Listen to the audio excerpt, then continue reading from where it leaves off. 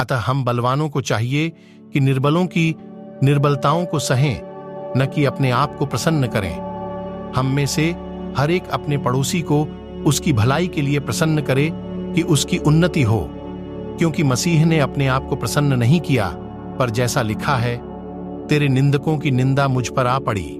जितनी बातें पहले से लिखी गईं, वे हमारी ही शिक्षा के लिए लिखी गई हैं, कि हम धीरज और पवित्र शास्त्र के प्रोत्साहन द्वारा आशा रखें। धीरज और शांति का दाता परमेश्वर तुम्हें यह वरदान दे कि मसीह यीशु के अनुसार आपस में एक मन रहो, ताकि तुम एक मन और एक स्वर में हमारे प्रभु यीशु मसीह के पिता परमेश्वर की स्तुति करो। इसलिए जैसा मसीह ने परमेश्वर की महिमा के लिए तुम्हें ग्रहण किया है, वैसे ही तुम भी एक दूसरे को ग्रहण करो। इसलिए मैं कहता हूं कि जो प्रतिज्ञाएं बापदादों को दी गई थीं, उन्हें दृढ़ करने के लिए मसीह परमेश्वर की सच्चाई का प्रमाण देने के लिए खतना किए हुए लोगों का सेवक बना, और अन्य जातीय भी दया के कारण परमेश्वर की स्तुति करें। जैसा लिखा है, इसलिए मैं जाति जाति में तेरा धन्यवाद करूंगा और तेरे नाम के भजन गाऊंगा। फिर कहा है, हे जाति जाति के सब लोगों, उसकी प्रजा के साथ आनंद करो।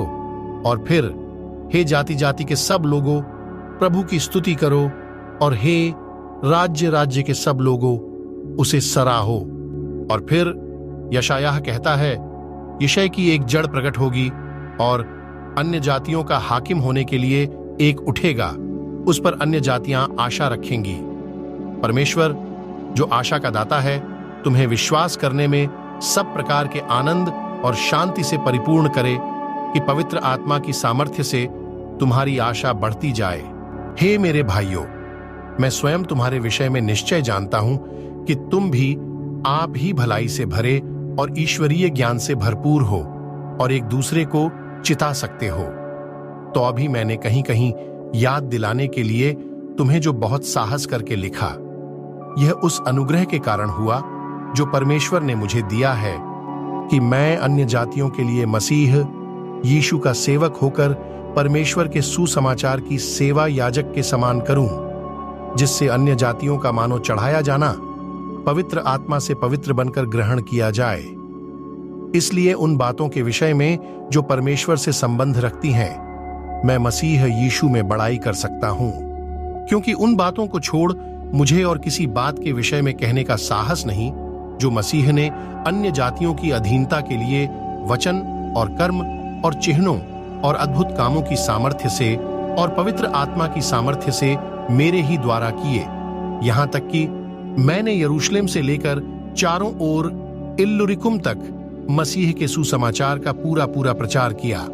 पर मेरे मन की उमंग यह है कि जहां जहां मसीह का नाम नहीं लिया गया, वहीं सुसमाचार सुनाऊं।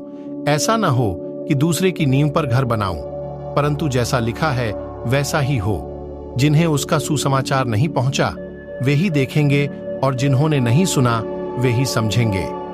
इसीलिए मैं तुम्हारे पास आने से बार बार रुका रहा, परंतु अब इन देशों में मेरे कार्य के लिए और जगह नहीं रही, और बहुत वर्षों से मुझे तुम्हारे पास आने की लालसा है। इसलिए जब मैं स्पेन को जाऊंगा तो तुम्हारे पास होता हुआ जाऊंगा, क्योंकि मुझे आशा है कि उस यात्रा में तुमसे भेंट होगी, और जब तुम्हारी संगति से मेरा जी कुछ भर जाए तो तुम मुझे कुछ दूर आगे पहुंचा देना। परंतु अभी तो मैं पवित्र लोगों की सेवा करने के लिए यरूशलेम को जाता हूं, क्योंकि मकिदुनिया और अखया के लोगों को यह अच्छा लगा कि यरूशलेम के पवित्र लोगों में निर्धनों के लिए कुछ चंदा करें। उन्हें अच्छा तो लगा, परंतु वे उनके कर्जदार भी हैं, क्योंकि यदि अन्य जातीय उनकी आत्मिक बातों में भागी हुए तो उन्हें भी उचित है कि शारीरिक बातों में उनकी सेवा करें। इसलिए मैं यह काम पूरा करके और उनको यह चंदा सौंपकर तुम्हारे पास होता हुआ स्पेन को जाऊंगा। और मैं जानता हूं कि जब मैं तुम्हारे पास आऊंगा तो मसीह की पूरी आशीष के साथ आऊंगा।